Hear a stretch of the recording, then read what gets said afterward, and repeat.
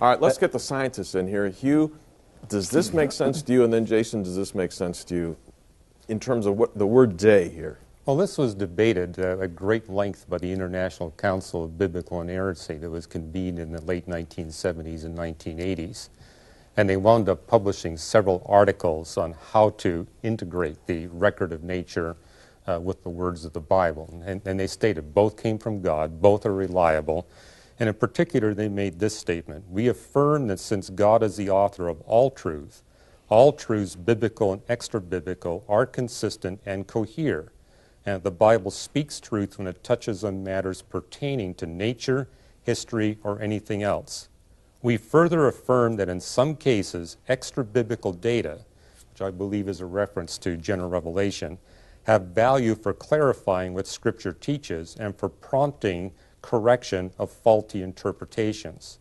Then they came up with a denial. We deny that extra-biblical views ever disprove the teaching of Scripture or hold priority over it. All right, now, Answers in Genesis, you agreed with that statement, didn't you? Well, if you read the... I thought you guys signed that. Did you sign that? Did you agree to it? No. All right, do you agree to what the Council of Inerrancy came up with? Well, we certainly agree on the inerrancy of Scripture, that Scripture is inerrant.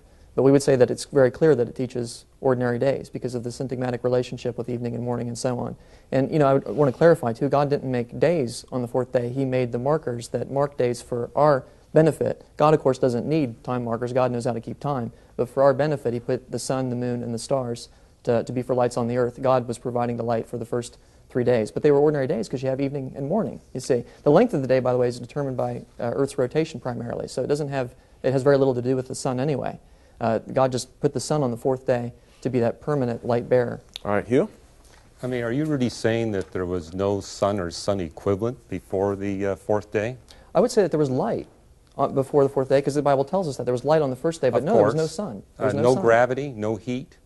Well, there would have been, no I would assume there would be response? heat because there would be a complete, I'm assuming that there would be a complete spectrum there. What about gravity? Well, there would be gravity on Earth, of course. No, I mean gravity exerted by the sun on the earth. I don't know that there would be gravity